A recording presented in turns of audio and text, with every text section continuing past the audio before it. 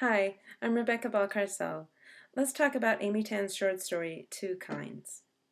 Most people have very little trouble seeing that this story involves a daughter who goes through a journey of attitudes. She grows and changes. At the beginning of the story, is she's so young that she buys into her mother's view of who she should be. Then she moves into a rebellious period, which is most of the story, in which she asserts her own identity and decides to rebel against the pressure that her mother is placing on her. And then she moves into a third stage, which is acceptance and even love of the mother, appreciation for the mother, and how much the mother really wanted her to just become her best self and reach her potential. So this journey that the main character goes through, I think, is pretty straightforward. Most readers notice that curve on a first reading. However, I think the deeper question to ask here is, why does this character rebel? It seems so self-destructive. I mean, she ends up dropping out of college even. She seems to still be rebelling later in her life. So as we examine the character and try to go deeper to analyze the character, I think we have to ask why. Why does she rebel so fiercely? And what's at stake if she didn't rebel? Why is she so invested in this behavior? And I think we have a hint of it when she says that she looks in the mirror and or no, she sees the disappointment on her mother's face when she's not able to, I can't remember, like list a bunch of capitals or remember huge passages of a book that was read out loud to her.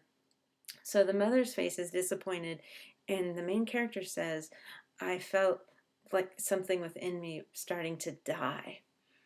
Now that tells me that she needs, right now at this point in her life as a child, she needs to find a reason to live. She needs to find another reason to live. Just being the pleasing daughter is not enough. Fulfilling her mother's expectations is not enough. And especially if she's going to fail to fulfill her mother's expectations, then that's definitely not a life that she can live. She can't be content or happy or have self-esteem if she keeps on down that track. So trying to conform to her mother's ideas will not work. Instead, she needs to find her own strength and her own independence. And she finally gets that after she goes through a moment of self-hatred. In the book, it talks about this moment when she's looking in the mirror, and she says that she is hating the girl she sees, and she starts making animal noises and screaming at herself in the mirror.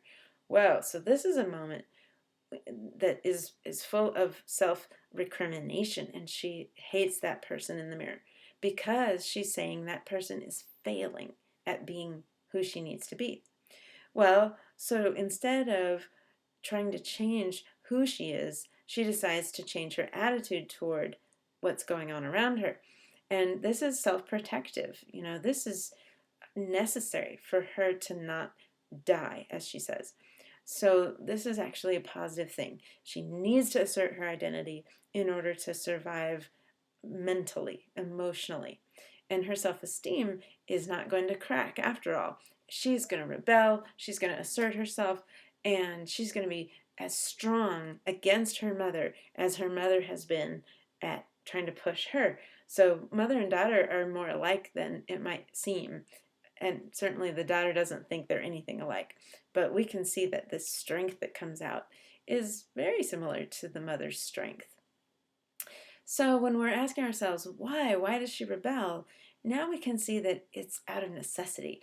She has to do this in order to grow and to become her own person.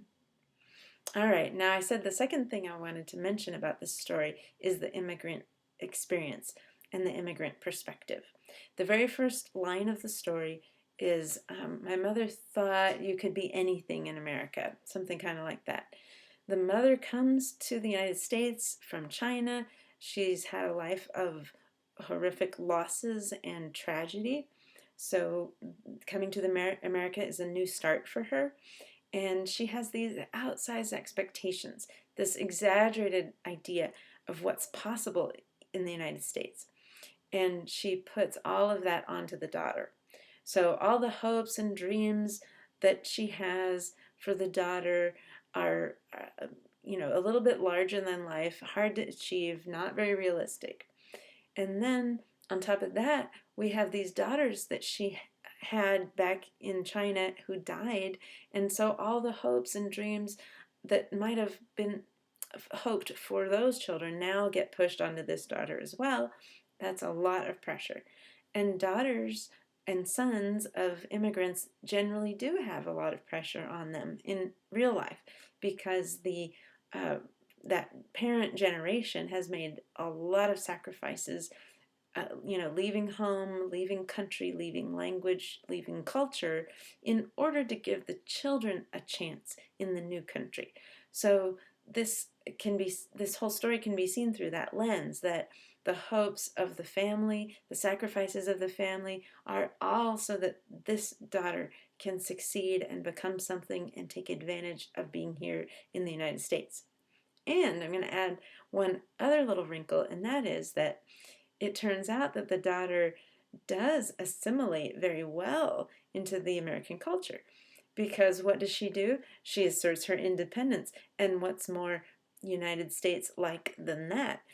The land of the individual. The United States has a tradition of empowering the individual.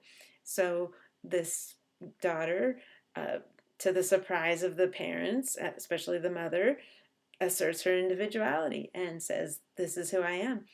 And her journey is quite American, as it turns out, even though she's the daughter of folks who immigrated from China. So the immigrant lens is an interesting one to look through in order to see this story.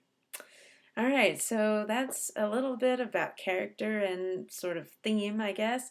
And there's so much more to say about this story, about mothers and daughters, about the style, the way that Amy Tan gets across her mother's, the story mother's uh, difficulty speaking English. I think these are fun topics too. And if you'd like to comment on some aspect of the story, I'd love to hear what your ideas are. All right, thanks for joining me to look at Amy Tan's Two Kinds.